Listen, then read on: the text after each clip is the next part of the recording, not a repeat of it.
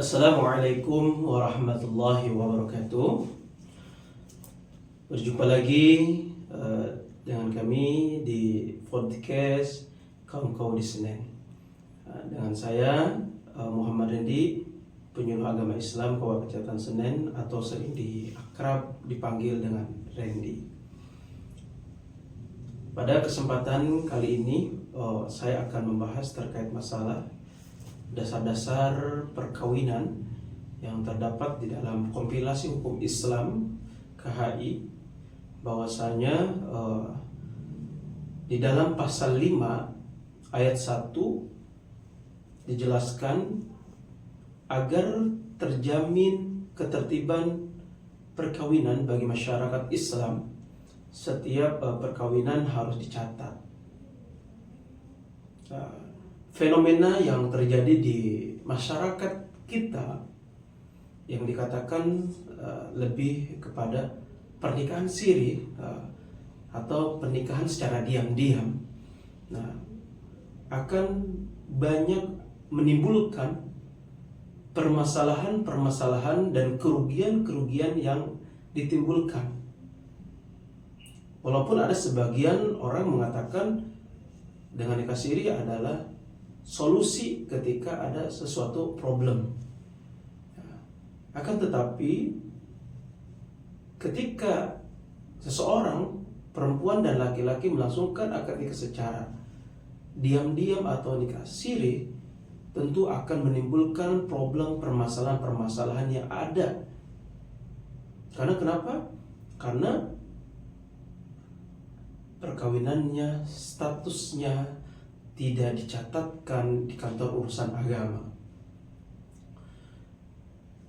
Dalam ayat 2 yang mana dijelaskan bahwasanya pencatatan perkawinan tersebut pada ayat 1 dilakukan oleh pegawai pencatat nikah atau PPN. Dilakukan oleh pegawai pencatat sebagaimana yang diatur dalam Undang-Undang Nomor 22 Tahun 1946 JO, Undang-Undang Nomor 32 Tahun 1954. Jadi tentu kita harus memperhatikan permasalahan-permasalahan yang akan ditimbulkan setelah pasca dilaksanakan atau dilakukannya pernikahan siri tersebut. Dalam pasal 6 ayat 1, bahwasanya untuk memenuhi apa? Memenuhi ketentuan dalam pasal 5, setiap perkawinan harus dilangsungkan di hadapan dan di bawah pengawasan pegawai pencatat nikah. Apabila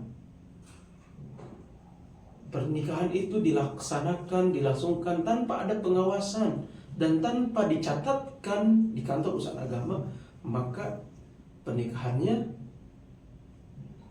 tidak diakui secara undang-undang perkawinan.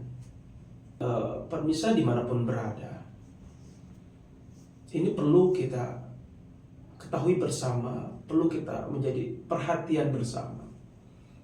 Begitu pentingnya pernikahan harus dicatatkan di kantor urusan agama agar pernikahan kita diakui dan legal secara undang-undang perkawinan.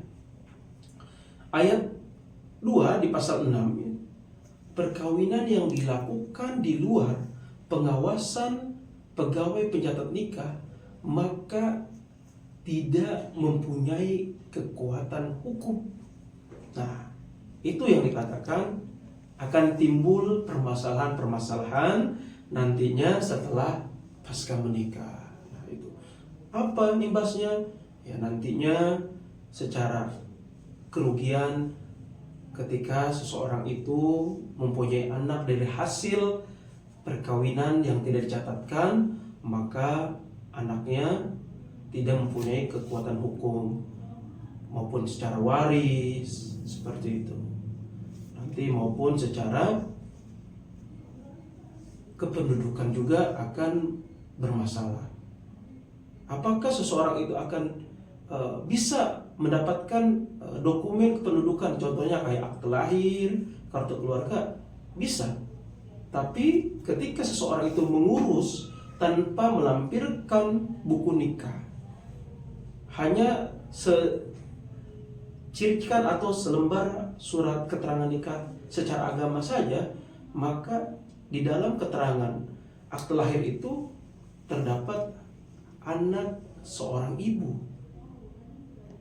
Kenapa tidak dicantumkan, dimasukkan orang tua ayahnya?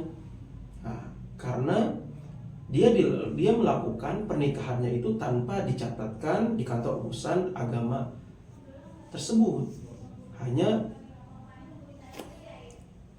menikah secara agama saja atau nikah siri. Nah, lebih fenomenalnya seperti itu, hadirin. Seperti itu pemirsa di rumah, perlu kita ketahui sama-sama. Jadi biar pernikahan kita tidak menjadikan pernikahan yang tidak dilegalkan seperti itu. Jadi perlu kita ketahui bersama. Kesimpulannya bahwasanya pernikahan harus dicatatkan sesuai dengan peraturan perundang-undangan yang terdapat di dalam Konvensi Hukum Islam, yaitu dasar-dasar perkawinan terdapat di pasal 5 ayat 1 yang tadi saya jelaskan, dan di pasal 6 ayat 1 dan 2. Jadi bahwasanya pernikahan harus dicatatkan, ya, harus dicatatkan di kantor urusan agama setempat di mana kita melangsungkan prosesi akad nikah tersebut. Jangan sampai kita melangsungkan akad nikah tanpa ada pengawasan, tanpa ada pencatatan atau tidak dicatatkan pernikahannya di kantor urusan agama setempat di mana kita melangsungkan nikah. Jangan sampai. Hindari, jangan melakukan pernikahan tanpa ada pengawasan dan dicatatkan di kantor urusan agama, karena itu akan berpengaruh kepada permasalahan-permasalahan dan akan timbul permasalahan baru yang kita lakukan tersebut. Mungkin itu, mohon maaf apabila ada kekurangan dan kekhilafan. Wallahul muwaffiq ila aqwamit thariq. Wassalamualaikum warahmatullahi wabarakatuh.